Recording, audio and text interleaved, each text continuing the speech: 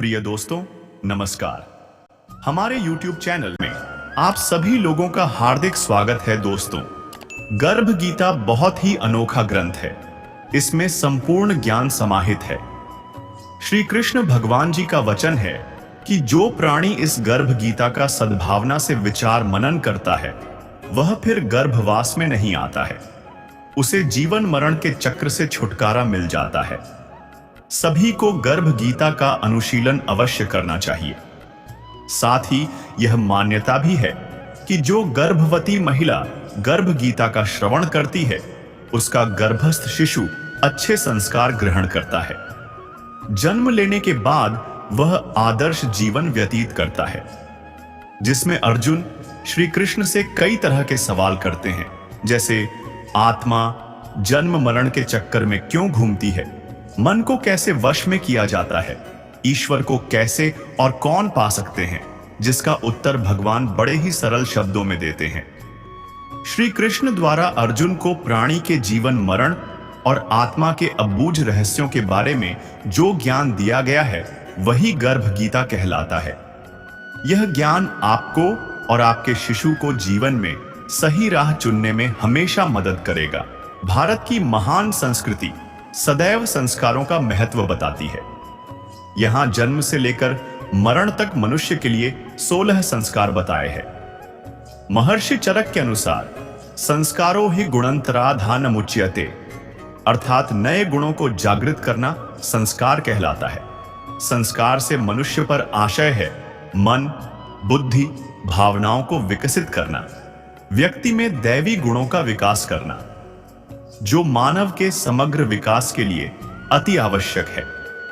16 संस्कारों की श्रृंखला में पहला संस्कार गर्भ धारण के पहले किया जाता था, जिसके माध्यम से संदेश दिया जाता था कि पति पत्नी शारीरिक मानसिक रूप से स्वस्थ है और वे एक शुभ संतान को जन्म देने हेतु योग्य है।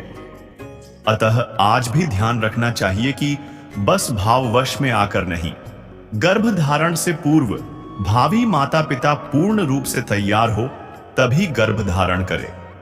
उसी समय से शुभ संतान हेतु प्रार्थना प्रारंभ कर देनी चाहिए। पूरी गर्भावस्था में भी माता विशेष ध्यान रखे, गर्भस्थ प्रसन्नचित बने, जागृत बने, बहुत मेधावी बने। इसके लिए रोज गर्भ संवाद द्वारा श्री कृष्ण के इन विचारों को रोज सुनना चाहिए। तो दोस्तों, वीडियो को पूरा सुनने से पहले वीडियो को लाइक करके कमेंट में जय श्री कृष्णा राधे राधे लिखना ना भूलें। गर्भ गीता के फायदे। जो जातक गर्भ गीता का पाठ करता है, उसे गर्भवास से छुटकारा मिलता है। गर्भ गीता पढ़ने से जातक को जीवन मरण के चक्र से मुक्ति मिलती है। गर्भ गीता का पाठ करने से मनुष्य को संपूर्ण जीवन का सार समझ में आ जाता है। गर्भ गीता का पाठ करने से मनुष्य को भगवान के श्री चरणों में स्थान मिलता है।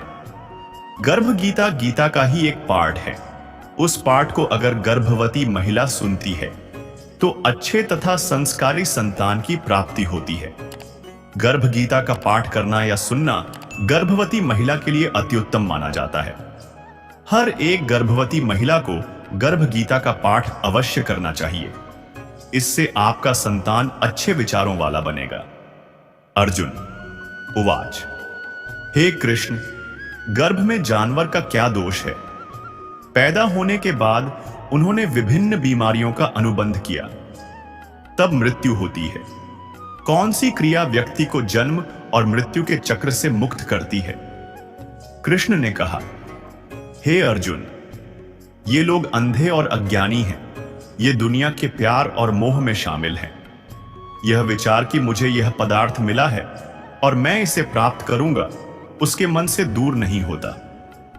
8 बजे वह माया की आस में बैठ गया। इस कारण वह बार बार जन्म लेता है और मर जाता है। वह भ्रूण विषाक्तता से पीड़ित है। यह सब सुनकर अर्जुन के मन में एक प्रश्न उठा और उसने कृष्ण से पूछा कि यह मन अपने आप दौड़ता हुआ हाथी जैसा है। प्यास की शक्ति। यह मन 5 इंद्रियों के अधीन है, काम, क्रोध, लोभ, मोह और अहंकार। अहंकार इन पांचों में सबसे प्रबल है। यदि हां, तो मन को कैसे नियंत्रित किया जा सकता है? कृष्ण ने कहा, यह मन हाथी के समान होना चाहिए। प्यास की शक्ति। मन पांचों इंद्रियों के वश में है। अभिमान इन सब में श्रेष्ठ है। अर्जुन, जिस तरह से हाथी को नियंत्रित किया जाता है, इसी प्रकार मन रूपी हाथी को वश में करने के लिए ज्ञान रूपी अंकुश की आवश्यकता होती है। अहंकार के कारण जीवन का अंत नरक में होता है। अर्जुन उवाच, हे कृष्ण, जो आपके नाम का जप करते हुए जंगल में विचरण करता है, एक सन्यासी है, एक धर्म का अभ्यास करे, उन्हें कैसे पहचाने? वैष्णव कौन है? कृष्ण उवाच, हे अर्जुन, एक दल मेरे लिए जंगल में भटकता है।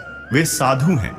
एक समूह अपने सिर पर छोटी बांधता है और अपने शरीर पर राख डालता है। मैं उनके बीच नहीं रहता, क्योंकि उनमें अहंकार है। मेरा दर्शन उनके लिए दुर्लभ है। अर्जुन उवाच, पत्नी किस पाप के लिए मरती है? बेटा किस पाप के लिए मरा? नपुंसक। व्यक्ति का पाप क्या है? कृष्ण ने कहा, जो किसी का कर्ज नहीं चुकाता, उसकी पत्नी मर जाती है। फिर जो कोई जमा का गबन करता है, उसका पुत्र मर जाता है। जो व्यक्ति उस व्यक्ति के कार्य को वचन देकर भी समय पर नहीं करता, वह नपुंसक हो जाता है। ये बड़े पाप हैं। अर्जुन कहते हैं, किस पाप के लिए मनुष्य हमेशा बीमार रहता है? गधा बनने के लिए कौन सा पाप पैदा होता है? पत्नियां और टट्टू क्यों पैदा होते हैं? बिल्ली का जन्म किस पाप के कारण होता है? कृष्ण उवाच, हे अर्जुन, जो बेटी देता है और उस उपहार की कीमत लेता है, वह दोषी और हमेशा बीमार रहता है। एक व्यक्ति जो विकार के कारण शराब पीता है, वह एक टट्टू घोड़े के रूप में पैदा होता है। जो झूठी गवाही देता है, वह पत्नी पैदा होता है। फिर जो पत्नी पकाती है, पहले खाती है और फिर भगवान को बलि चढ़ाती है, वह बिल्ली पैदा होती है। फिर से जो व्यक्ति अपना चिपचिपा भोजन दान करता है, वह एक महिला पैदा होता है। वे गुलाम हो गए। अर्जुन उवाच, हे कृष्ण, आपने कुछ लोगों को सोना दिया है, उन्होंने कौन से अच्छे काम किए हैं? आपने फिर कुछ मनुष्यों को हाथी, घोड़े, रथ दिए हैं, उन्होंने क्या भला किया है? कब होती है तुलसी की शादी? जाने शुभ मुहूर्त और पूजा के तत्वों की सूची और महत्व। कृष्ण उवाच, अर्जुन, सोना दान करने वालों को घोड़े और वाहन मिलते हैं। अगर वह भगवान के लिए एक बेटी देता है, तो वह एक आदमी पैदा होता है। तब अर्जुन ने पूछा, भिन्न शरीर वाले मनुष्य कौन सा पुण्य करते हैं? कुछ लोगों के घर में संपत्ति होती है, कुछ लोग विद्वान होते हैं, उन्होंने कोई पुण्य किया है? कृष्ण उवाच, अर्जुन, जिन लोगों ने अन्न दान किया है, उनका रूप सुंदर है। जिन्होंने पढ़ाया है, वे विद्वान हैं। संतों की सेवा करने वाले पुत्र हैं। अर्जुन उवाच, हे कृष्ण, किस धर्म के कारण यह राज्य प्राप्त किया जा सकता है? फिर यदि आप किसी धर्म का पालन करते हैं, तो आप ज्ञान प्राप्त कर सकते हैं। कृष्ण ने कहा कि जो व्यक्ति निस्वार्थ भक्ति से तपस्या करते हुए काशी में मर जाता है, वह राजा के रूप में जन्म लेता है। फिर जो गुरु की सेवा करते हैं, वे विद्वान बन जाते हैं। अर्जुन उवाच, बिना मेहनत के किसी को अचानक धन मिल जाता है, उन्होंने क्या भला किया है? कृष्ण उवाच, जिन लोगों ने गुप्त रूप से दान किया है, उन्हें अचानक धन की प्राप्ति होती है। फिर जिन्होंने परमेश्वर का और दूसरों का काम किया है, वे रोग से मुक्त हैं। अर्जुन ने कहा, यदि कोई व्यक्ति कोई पाप करता है, तो वह गूंगा और गूंगा हो जाता है। कृष्णा उवाच, नीची जाति की पत्नी के साथ जाने वाले पुरुष अम्ली होते हैं। जो सीखकर गुरु से विमुख हो जाते हैं, वे गूंगे हो जाते हैं। गाय के मारे जाने पर व्यक्ति कोढ़ी हो जाता है। अर्जुन उवाच, किस पाप के कारण मनुष्य का रक्त खराब होता है? लोग गरीब क्यों हैं? कोई हवा का टुकड़ा है, कोई अंधा है, कोई फिर से लंगड़ा है, उन्होंने क्या पाप किया है? फिर उन पत्नियों का क्या पाप जो बाल विधवा हो गईं? कृष्ण ने कहा, जो लोग हमेशा क्रोधित रहते हैं उनका रक्त विकार होता है। जो लोग गंदे रहते हैं वे हमेशा गरीब होते हैं। यदि आप कुछ करने वाले ब्राह्मण को भिक्षा देते हैं तो उनका टुकड़ा हवा हो जाता है। जो लोग किसी विदेशी स्त्री को नग्न देखते हैं और फिर गुरु की पत्नी को बुरी नजर से देखते हैं वे अंधे हो जाते हैं। जब गुरु और ब्राह्मण को लात मारी जाती है तो वे लंगड़े और अपंग हो जाते हैं। एक महिला जो अपने पति को छोड़कर अपने पति के साथ रहती है बाल विधवा हो जाती है। अर्जुन उवाच, हे कृष्ण, तुम्हारे बाद ब्रह्मा, नमस्कार। मैं तुम्हें अपना रिश्तेदार समझता था, लेकिन अब मैं तुम्हें भगवान के रूप में जानता हूं। हे परब्रह्म, कैसी है गुरु दीक्षा, कृपया मुझे बताओ। कृष्ण उवाच, आप धन्य हैं, आपके माता पिता भी धन्य हैं। आप जैसा बेटा किसके पास है? हे अर्जुन, समस्त लोकों के गुरु जगन्नाथ, विद्या के गुरु काशी हैं और 4 वर्गों के गुरु सन्यासी हैं।